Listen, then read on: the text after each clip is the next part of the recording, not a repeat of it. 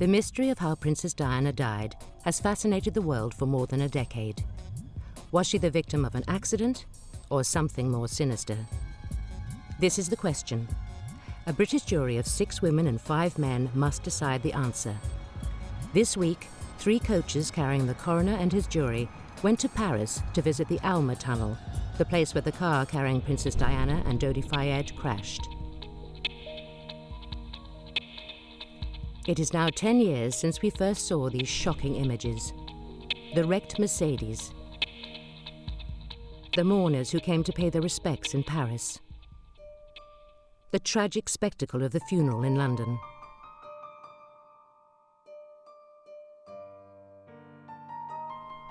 Ten years on, the British inquest finally opened into the deaths of Diana and Dodi. It will cost some £10 million and last 6 months. From the outset, the coroner has been unusually open, releasing much unseen CCTV footage of Diana's last 12 hours. It's now possible to tell the story of that night, frame by frame. The images reveal small details, such as Dodi and Diana holding hands for almost 8 minutes before they got into their car.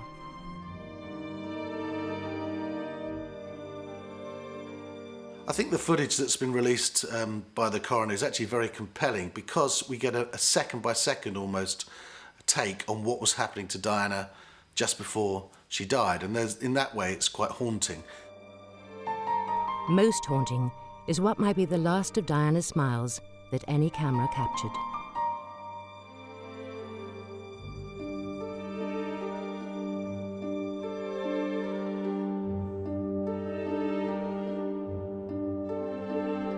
The coroner produced a list of 20 likely issues that the jury must consider. They range from whether Diana was pregnant, to whether Henri Paul was drunk, to the role of the paparazzi, and letters to Diana from Prince Philip. William and Harry have said they want the inquest to be transparent and to be as quick as possible. Well, I think if by transparent they mean thorough, there's no doubt that the coroner intends to be thorough. We've seen that already. And as for speed, I think it would be a shame if thoroughness was sacrificed for speed. I think that we've waited this long for it. It might as well take as long as it has to take, particularly if at the end enough people are satisfied that it has reached the truth. 2 years after the crash, the French inquiry, headed by Judge Hervé Stéphan, blamed the driver of the Mercedes, Henri Paul, and said he was drunk. In Britain, a coroner was appointed but died before he started the inquest. The second coroner asked Britain's most senior policeman, Lord Stevens, to investigate.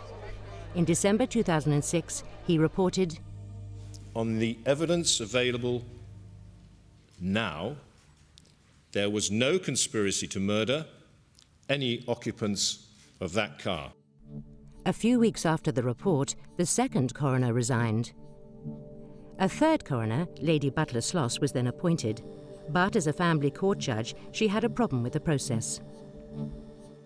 And there was a suggestion at the outset that Lady Butler Sloss was not going to have jurors and she was not going to hear it in public. Now that would have been appalling, I think, and that would have added to the conspiracy theories. When the Court of Appeal insisted on a jury, Lady Butler Sloss resigned, saying she did not have the necessary experience of working with juries. Last week, the fourth coroner, Lord Justice Scott Baker, finally opened the inquest, legally required when any British citizen dies abroad in unusual circumstances.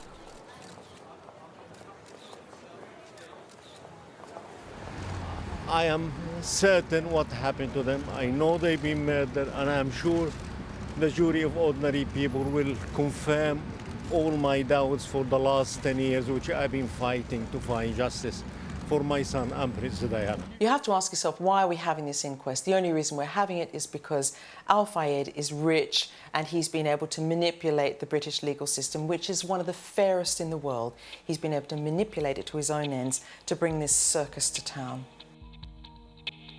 80 would-be jurors were summoned to the Royal Courts of Justice in London and presented with a questionnaire. They were asked, are you associated with the royal family, the Al Fayed family, or the Spencer family? Have you been employed by MI5 or MI6? Have you been involved with investigating or reporting on the circumstances of the deaths? Of the 80 people who were questioned here, 25 were deemed eligible to serve and asked to return here on Tuesday. So 55 were disqualified because they were related to those involved, worked for MI5 or MI6, or had definite views about the case. In Court 72, Lord Justice Scott Baker began dramatically. You will be in the public eye as no inquest jury has ever been before. We all will. But you must not let that deter you from approaching the facts dispassionately, disregarding anything you hear or have heard outside this courtroom. Catherine Whitty was Sky's royal correspondent, but now works for Mohammed Al Fayed. She was in court on day one. I think there was expectation that something big was going to happen on that first day. But then the coroner began his opening statement, and you could have heard a pin drop, because this wasn't just a brief outline of uncontested facts. He went straight in to talking about the evidence. He went straight into putting across his point of view, quite subtly, but it was definitely there. And I think Mohammed, to start with, was a little bit surprised. Certainly our lawyers were. But it just shows that even on that first day, Diana and her phenomenon and the process around this still has the power to surprise. The coroner spoke about a conversation that happened between Frank Klein, who's the general manager of the Ritz Hotel, and Mohammed Al Fayed only a few moments after the crash and when Mohammed first found out about the news. And he alluded to the fact that Mohammed then referred to it as murder. And the coroner's own opinion on that was, well, how did he know it was murder just a few moments afterwards? The key images were captured on 31 of the 43 CCTV cameras in Al Fayed's Ritz Hotel in the centre of Paris. So what do we see? We see Diana and Dodi going into a lift. She appears to be fairly happy. Why not? No one's disputing they're not in a relationship. It's what people in a relationship normally do. So they're believing that everything has been arranged. They're going to the back of the hotel to leave to go to Dodi's apartment. They have no idea that minutes later, of course, they're going to be dead. Of the 20 likely issues the inquest must consider, one has dominated all others. Whether Henri Paul's ability to drive was impaired through drink or drugs. Good evening. The Paris prosecutor's office disclosed today that the driver of the car in which Princess Diana was fatally injured had an illegal blood alcohol level. He's said to have been more than 3 times over the French limit and twice the British one. One of the most intriguing images was shown 4 years ago on Channel 5. At 11 minutes past 11, Henri Paul, supposedly 3 times over the French limit, manages to tie both shoelaces. He squats, switches his balance from right to left foot before standing up unaided. He looked pretty sober to me, and I think to everybody who was watching that footage. So he certainly didn't look somebody who was intoxicated, and most definitely he didn't look like somebody who was as drunk as a pig as the newspapers reported in the aftermath of that crash. Lord Stevens' report said Henri Paul was walking around the hotel apparently functioning normally, with no indication he was unsteady. But his verdict was that blood samples that were from Henri Paul did have a high alcohol content. If the jury are not convinced Henri Paul was too drunk to drive, they will challenge all previous judgments. The coroner has already alerted them to what is called a major issue. Whether evidence has been fabricated to suggest Henri Paul was drunk when he was not. In the Diana inquest, one of the 20 issues the coroner has highlighted is whether, and if so in what circumstances, the Princess of Wales feared for her life. In October 1996, in a letter to her butler, Princess Diana expressed the fear that she would die in a car crash, and it wouldn't be an accident. I am sitting here at my desk today in October, longing for someone to hug me and encourage me to keep strong and hold my head up high. This particular phase in my life is the most dangerous. X is planning an accident in my car, brake failure, and serious head injury. And at the inquest, the coroner read out a note of a conversation Diana had in 1995 with her solicitor, the late Lord Mishcon. I told HRH that if she really believed her life was being threatened, Security measures, including relating to her car, must be increased. I frankly could not believe that what I was hearing could be credible as to this alleged conspiracy, and sought a private word with Commander Jeffson, who surprisingly said he himself half believed in the accuracy of what HRH had said. It gives you some idea, actually, of how sane she was, if I tell you that she reacted to some of the rumours that were started about her own mental health with humour. I can remember going to a fundraising lunch that she was speaking at and picking up something that had been in that morning's headlines. She said, I hope that I'll be allowed to get to the end of my speech before the men in white coats come to take me away. This, of course, produced lots of laughter. I can honestly say, as somebody that worked with Diana for as long as I did, and prior to that, I worked with her 2 young sons, I saw Diana as a very level-headed individual, working under extreme difficulties, not least of all because of the public life that she was leading, but also within the framework of a very unhappy marriage.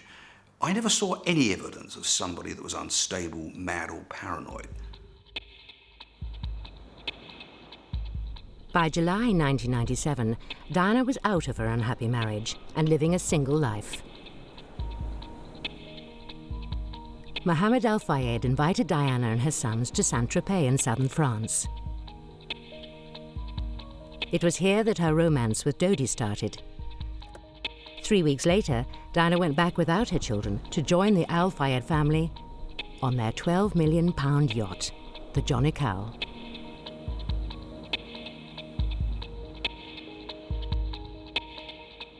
During the cruise, Diana made very public her new relationship with Dodi Al Fayed. The couple gave great headlines.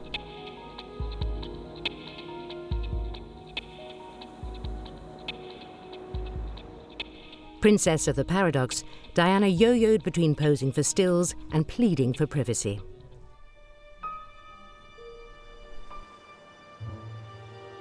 On Saturday, the 30th of August, Diana, Dodi and bodyguard Trevor Rees-Jones left the Jonikal and arrived at Olbia Airport in Sardinia. There they boarded a private plane. It took off for Paris, where they were met at the small Bourget airport by paparazzi.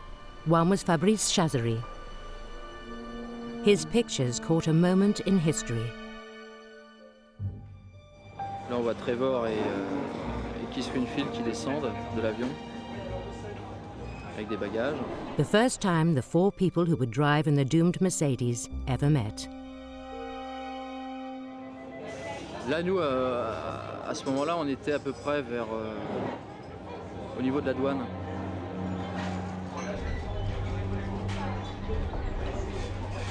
Pareil. Là, on aperçoit Henri Paul. Dodi was close to Henri Paul, deputy head of security at the Ritz. Henri Paul was a man with a complicated past, and that prompts another of the coroner's key issues for the inquest. Whether the British or any other security services had any involvement in the collision. Henri Paul's closest friend told the Stevens inquiry that Paul was never paid by the security services, but he did liaise with them. It was consistent with what he told us in 2003. Moi, j'ai toujours su qu'il avait des rapports avec les services secrets, mais dans le cadre de son travail. Pas dans un cadre d'aller trahir qui que ce soit, ou de monter des opérations à son compte. Ça, c'est complètement, encore une fois, fantaisiste. C'est ça, c'est le fait qu'il occupe cette fonction dans cet hôtel qui l'a mis en rapport. Évidemment. Et anglais? Mais anglais, de tout, je veux dire... Tout type de service secret. Arabe, israélien, tout ce que vous voulez. Je veux dire, à partir du moment où cet hôtel-là n'a pas spécialement une clientèle plutôt qu'une autre. Lord Stevens said that one of the French Secret Services confirmed that Paul was known to them and specifically tasked with inquiries in hotel circles. But as for MI6... We spent 3 weeks, mainly in MI6, looking at the records, being allowed to go where we wanted to go, and examining all of their records in a way that's never been allowed before in this country. And we found no trace of information coming from Henri Paul.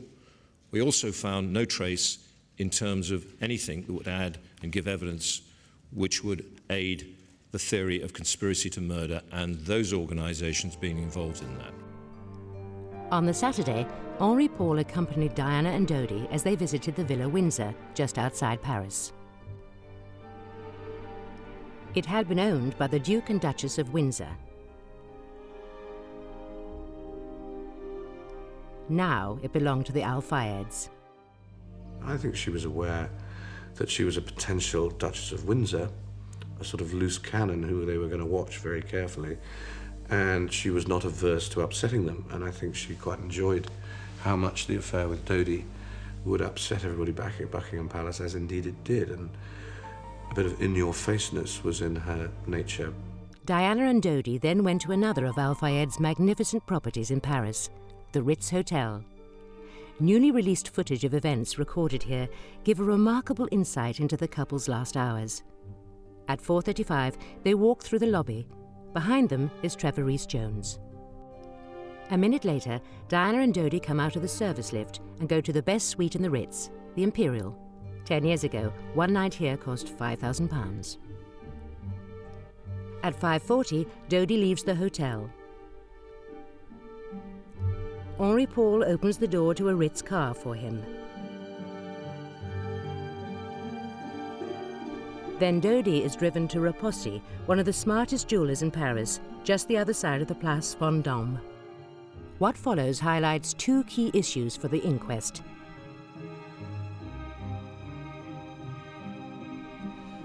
The circumstances relating to the purchase of the ring, and whether the Princess of Wales and Dodi Al Fayed were about to announce their engagement. Dodi spends 7.5 minutes in Repossi, then comes back to the hotel with a brochure. He hares upstairs to Diana in the Imperial suite. Dodi dispatches one of the hotel managers, Claude Roulet, to Repossi. He's marked by the red spot. He returns to the Ritz with a bag. Inside are 2 rings. He takes them upstairs to Dodi in the Imperial suite and claims Dodi chooses a gold band, part of the Dis-moi oui or Say Yes to Me range, valued at £130,000. Roulet is seen putting the ring in the Ritz safety deposit box and signing for it. There is a debate as to whether it was really an engagement ring. And there's also debate about the jeweller Albert Repossi's version of events when questioned by Lord Stephen's inquiry team. All matters for the jury to consider. Just before 7 o'clock, Dodi and Diana leave the hotel.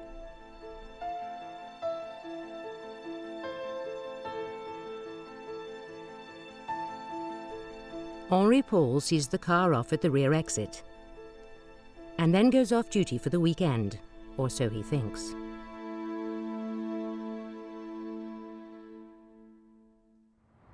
Neither the French police, nor Lord Stevens, nor MI6, nor the French Secret Services have managed in more than 10 years to solve one of the coroner's other key issues. Henri Paul's movements between 7 and 10 p.m. on 30th of August 1997. Meanwhile, Dodi and Diana went to Dodi's apartment at 1 Rue Arsène Houssaye near the Champs-Élysées. They drank champagne. Dodi booked a table at a smart Parisian restaurant for 9:30, but at 9:40 he cancelled because there was a large crowd outside.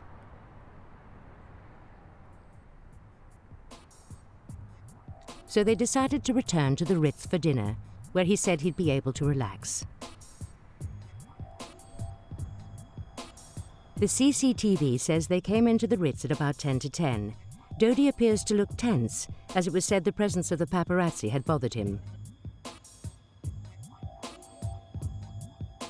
Because the couple have come back unexpectedly, Henri Paul is suddenly summoned back and arrives in his Mini outside the hotel. There's a red dot here to mark him out. This outside camera said it's 9 minutes past 10. When he walks in, the inside camera says it's 7 minutes past 10. There are small discrepancies in all the camera timings. The CCTV footage actually shown so much. And one of the interesting points that was shown was once Henri Paul had returned to the hotel, we see him very quickly walking in with this air of authority, which he did have, and he goes to the bar. I mean, he's been called back. We don't know exactly by who, but now he's back at work. Before that, he was off duty, doing what we don't know. We have that 2-3 hour period where we don't know exactly where he went. At 10:20, Dodi is seen talking to duty night manager Thierry Rocher. He later states Dodi outlined a plan to leave the hotel and get back to his apartment. The plan was confidential, but Henri Paul was one of the few who could be told. 5 minutes later, Thierry Rocher is talking with Henri Paul and another member of staff. Paul then waves to the chauffeur who had driven Dodi and Diana back to the hotel. 6 minutes later, Henri Paul talks to one of the drivers again. One of the key pointers for me in the release of this CCTV footage has been the role played by Henri Paul. And it seems to me that he has a much stronger place in this organisation than either Trevor Rees-Jones or Kes Wingfield. Now, there's an answer there, of course. Well, Henri Paul was a seasoned member of the Fayed establishment. He'd been at the Ritz for many, many years, and he was halfway up this sort of hierarchical ladder at the Ritz. And so he had this relationship, he had this contact with Dodi. The two security officers, on the other hand, are way down the bottom end, and they're waiting for pieces of information to drop off Henri Paul. At 10:34, Henri Paul makes the first of what will be 5 trips out of the hotel and into the Place Vendôme, where he spends 7 minutes talking with the paparazzi. At 10:43, Henri Paul re-enters the Ritz and goes to the bar to finish his Ricard, an aniseed alcoholic drink, one of 2 he ordered at the Ritz that night. At 11:10, Henri Paul goes out again to the Place Vendôme. He goes to talk to the driver of Dodi's Range Rover. Then he walks towards the paparazzi.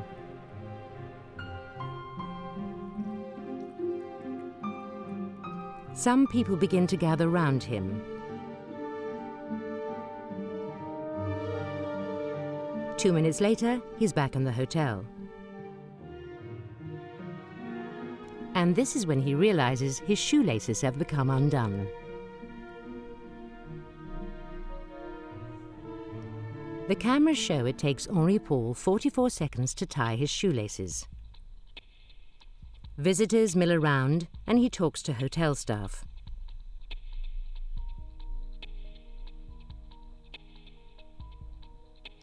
From here, he will go upstairs to join the bodyguards outside the Imperial Suite, where Dodi and Diana are.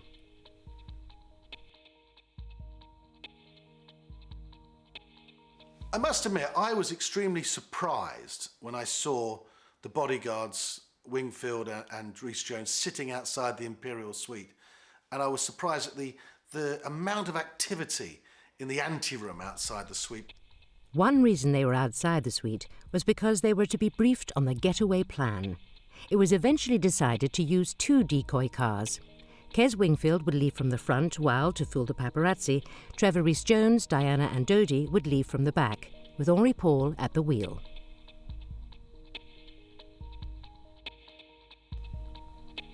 Henri Paul went down the stairs and out to talk to the paparazzi again. It's now 23 minutes past 11. The plan needs 3 cars, Dodi's Range Rover and 2 identical Mercedes, one at the front, one at the back. Chasing Princess Diana! The crowd, which is now filling the Place Vendôme and hoping to see Diana, has no clue about all these machinations. This is how one Australian tourist caught it all. I shouldn't be here, I'll get run over. At 10 to midnight, Henri Paul makes a 4th trip to the Place Vendôme, where the CCTV spots him standing in front of the large crowd of onlookers and paparazzi. For the coroner, this is the prelude to another key issue. Whose decision it was that the Princess of Wales and Dodi Al Fayed should leave from the rear entrance and that Henri Paul should drive the vehicle. This is what Mohammed Al Fayed told us 4 years ago. Dodi called me was about 12 o'clock. He said, I'm going now to the apartment. And he told me, it's a lot of paparazzi. I don't know what they do. The Place Vendôme is full of people. I told him, please, it's so dangerous. Just stay in a hotel. Everything is there. No need for you to go out. He told me, I think I will follow your advice. Why? After Dodi assured me that he's not going to go out. Henry Paul gone to him at 12 o'clock after Dodi talking to me and convinced him, no problem, we're going to go from the back entrance. Everything is okay. Don't worry, I know the way. And please, because you have already prepared everything there. Change Dodi's mind. But far from changing Dodi's mind, Lord Stevens concluded the decoy car plan had been Dodi's idea all along. Lord Stevens reports that Mohammed Al Fayed told him that Dodi wanted to go back to his apartment for a romantic reason, to give Diana the engagement ring. The jury will have to sift through this evidence and decide the truth.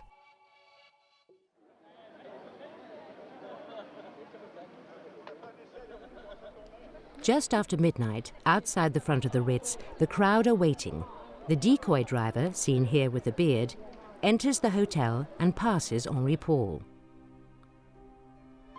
At the same time upstairs, the bodyguards check the way Diana and Dodi will leave the hotel by the service lift at the back. Downstairs, Henri Paul has his final meeting with the drivers of the decoy cars. 4 minutes later, we see Princess Diana come out of the suite.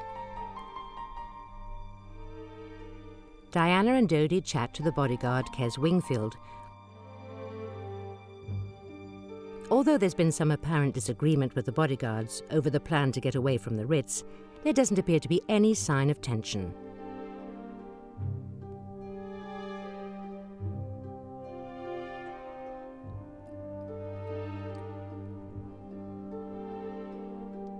And as they get ready to go, Diana seems to be giggling.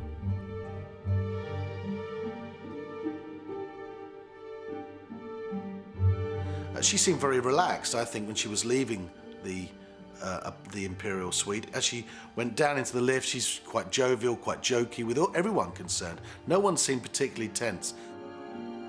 Kes Wingfield has gone to the decoy cars at the front, while Diana, Dodi, Henri Paul and Trevor Rhys-Jones continue down the corridor towards the service lift. Diana wags a finger at Dodi. She's very playful.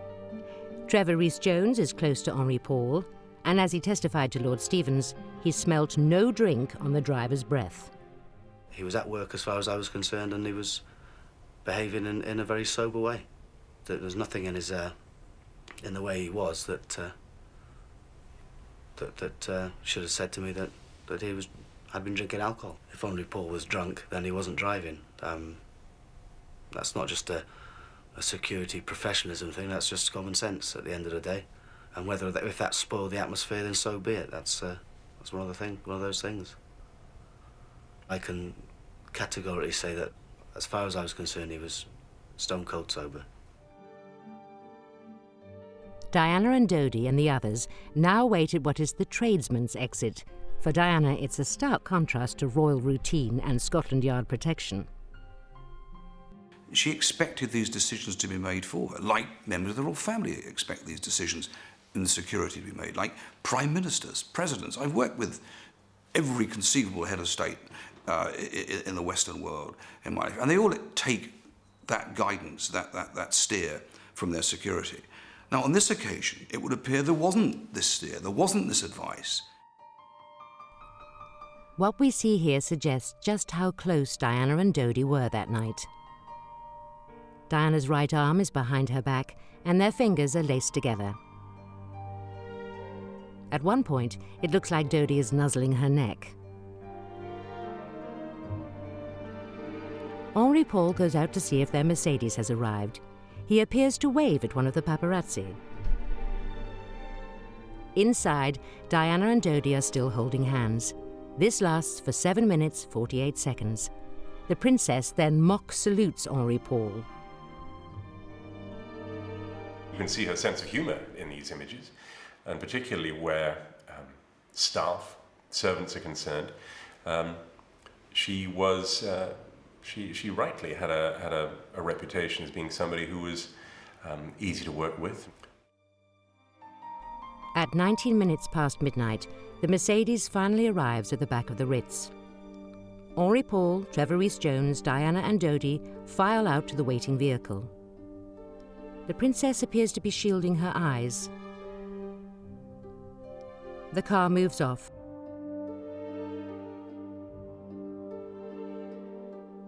At the front of the hotel, the decoy cars make their move. The paparazzi scramble, realizing they've been fooled. Diana and Dodi, with Henri Paul driving, now have a head start. The chase is on.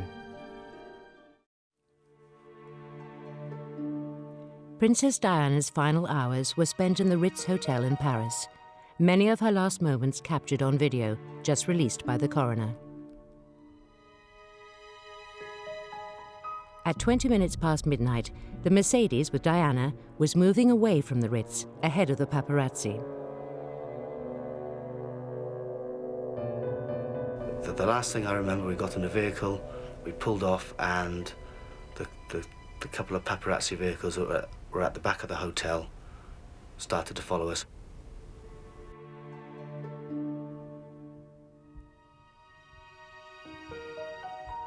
The shortest route from the Ritz to Dodi's flat is along the Champs-Élysées, but as the Australian tourist video showed, traffic was heavy that night.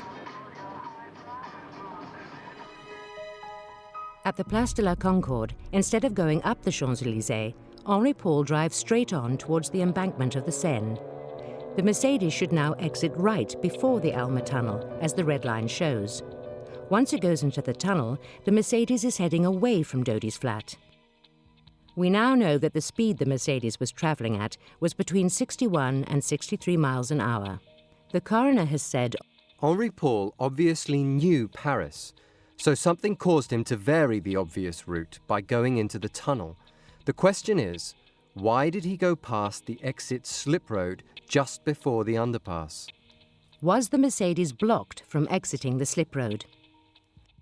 One issue the coroner has highlighted is whether a Fiat Uno or any other vehicle caused or contributed to the collision. The Paris police found fragments of the rear light of a white Fiat Uno in the tunnel. Had it got in the way of the Mercedes? News reports 18 days after the crash made the link. The Mercedes wing mirror was found at this point, with traces of another car's paintwork and shards of a Fiat tail light. The Mercedes was thrown into the right-hand wall, then hurled across into the 13th pillar in the middle of the tunnel. The French police examined 4,668 vehicles, but did not find any Fiat Uno which had been damaged in this way. Al-Fayed hired a team of senior retired French policemen, and they claimed to have solved the mystery. In a field, they found this Fiat. Its taillight had just been replaced. And it belonged to a man who had spent the summer photographing Dodi and Diana, James Ondanson. He was one of the most famous paparazzis in the world. He had a white Fiat Uno.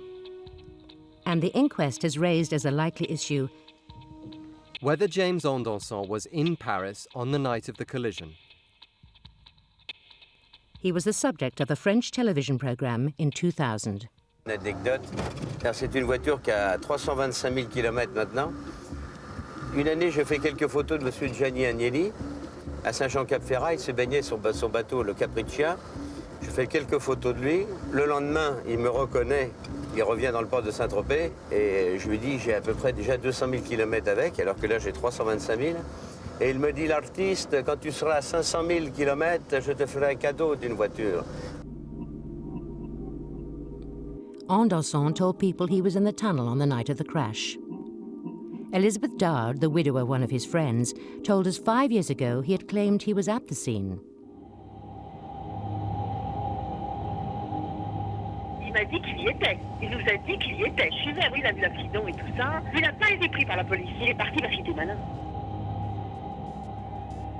Lord Stevens spoke to Elizabeth Dard and her daughter Josephine and says, "They appear to be truthful witnesses who have nothing to gain by fabricating such a conversation."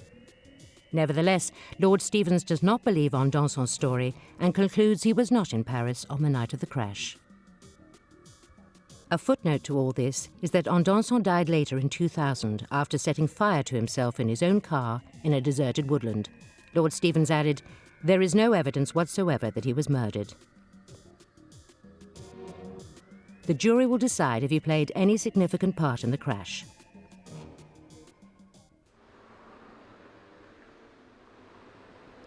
Still photographs released by the inquest offer an insight into what was going on in the Alma tunnel. At 32 minutes past midnight, Dodi, Al-Fayed and Henri Paul were already dead. Princess Diana was in a critical condition and being given first aid by Dr. Maillet, a French doctor who was driving through the tunnel. The pictures address another likely issue: whether the actions of the paparazzi caused or contributed to the cause of the collision. These still pictures show the paparazzi milling around the tunnel. Although Lord Stevens said some might see their behaviour as morally questionable, there was no evidence they did anything wrong. But the first reaction of the French police was to arrest 7 of the paparazzi and keep them in the cells overnight. Many of their photographs were confiscated and were never given back, though every inquiry has found they didn't contribute to the crash. The role of the paparazzi will be considered by the jury.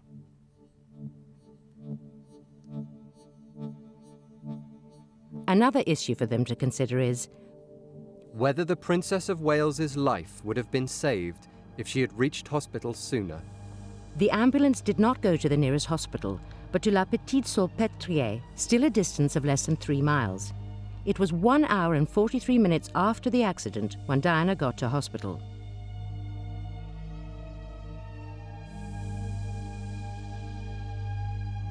Every inquiry has rejected suggestions that this was part of a conspiracy. Normal practice in France is for paramedics to try to stabilize and treat victims at the scene. By the time Diana got to the operating theatre, she was in a desperate state. The French Minister of Justice and the British ambassador had arrived at the hospital and heard the news everyone dreaded. Cette nuit, la princesse de Galles a été victime à Paris d'un accident de la circulation à grande vitesse. Elle a été immédiatement prise en charge par le SAMU de Paris qui a effectué la réanimation initiale. À son arrivée à l'hôpital de la Pitié-Salpêtrière, elle présentait un choc hémorragique gravissime, d'origine thoracique, puis rapidement un arrêt cardiaque. Une thoracotomie d'urgence a mis en évidence une plaie importante de la veine pulmonaire gauche.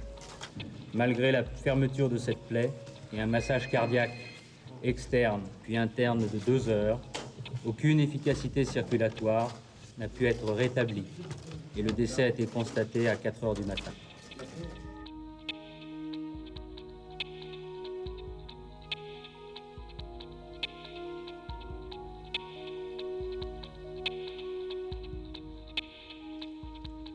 It was the most tremendous shock, yeah.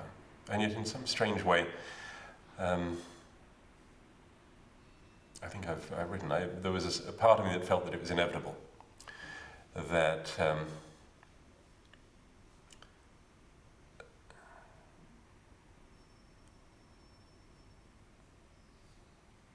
she never did anything by halves. It was like being hit with a shovel. It was I don't know how I felt. I think I tried to cry at one stage, but I couldn't make any noise because of the track he was in. But it was just complete shock. It was like a parachute jump. Everything just falls out underneath it. Lord Stevens, in his report for the inquest, examined claims that the tunnel had been reopened too swiftly and washed down, not helping a forensic examination. These images are from 7 a.m. the morning after the crash, when one journalist went down to the Alma tunnel. Vers 7 heures du matin, je suis rentré au tunnel. Au tunnel de l'Alma, parce que je voulais voir l'intérieur.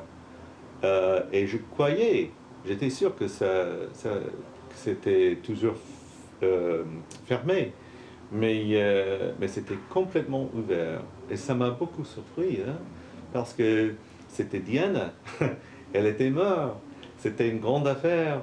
Et j'aurais pensé que la police aurait fermé le tunnel pendant même plusieurs journées. Mais c'était complètement ouvert vers 7 heures du matin. Lord Stevens recorded the French traffic police view that the westbound carriageway of the tunnel wasn't reopened prematurely. The green vans went into spray and sweep, and officially the Alma Tunnel was open for traffic again by 10:30 that morning. The coroner decided it would be useful for the inquest jury to see the Alma Tunnel for themselves. No one can remember another time when an inquest jury went abroad to visit the place where people died. The trip had its moments. A policeman came off his motorbike.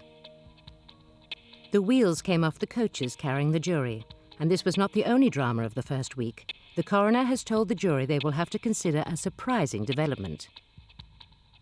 This time, the man who has to answer the questions is the man who asked the questions on behalf of the inquest, Lord Stevens. The coroner told the jury, "There is an apparent discrepancy between what Lord Stevens said to Henri Paul's parents when he met with them in Paris on the 8th of November 2006 and what was said in the Operation Paget report a few weeks later." The Al Fayed team have sensed the importance of the controversy and are demanding answers. On the 8th of November 2006, Lord Stevens went to Henri Paul's parents and said, "Don't worry, your son won't be found drunk in charge of a car." As we know, a few weeks later, Operation Paget was published, where he said that Henri Paul was 3 times over the drink-drive limit, and had he been alive, he'd be prosecuted for dangerous driving. So, there are 3 options to this discrepancy, which is recorded in police notes. He can't deny that the conversation took place. So there are 3 reasons for this. The first is he doesn't know what's in his own report, which, given that it cost £3.7 million of taxpayers' money, is pretty scandalous. The second option is that he lied to Henri Paul's parents, which again is shocking.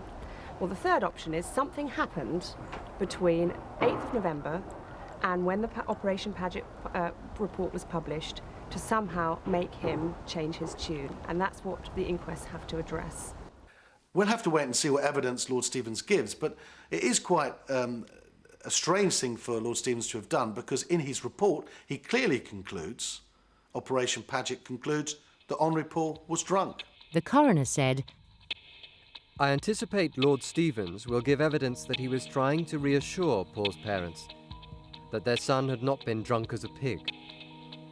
One of the other issues the coroner highlighted was explosive, the question that's always been seen as a major threat to the royals. Whether the Princess of Wales was pregnant. From the moment she died, there have been questions about whether or not she might be carrying a baby.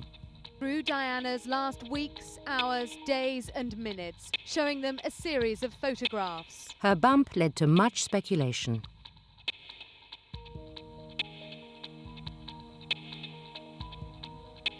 The coroner told the jury, "You will also hear evidence that Diana was taking a contraceptive pill.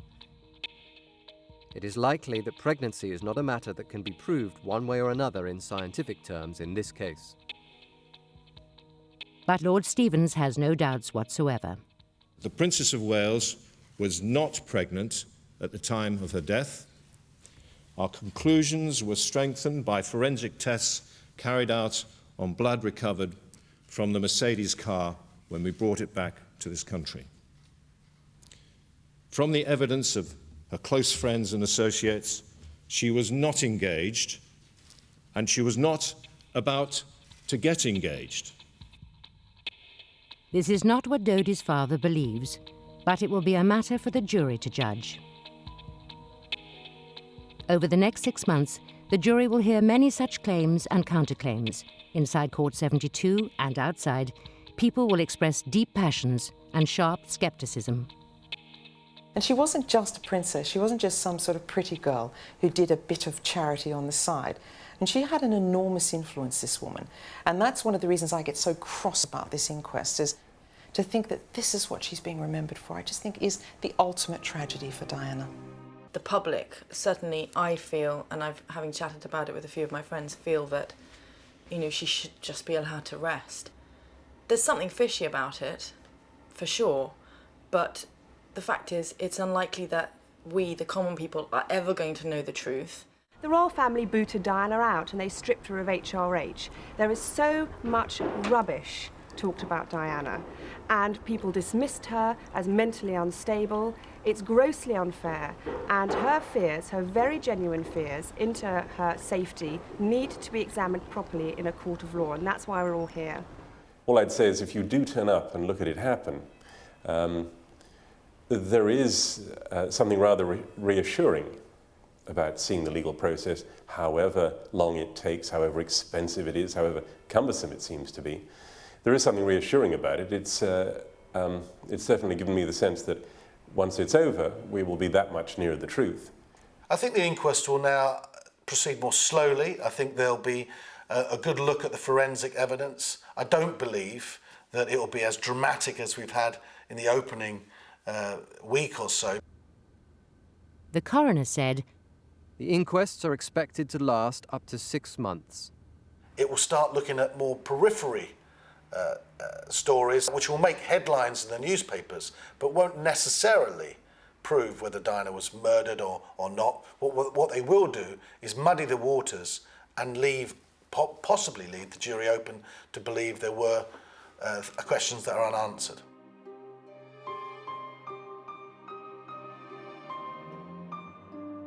The coroner has told the jury how important these proceedings are.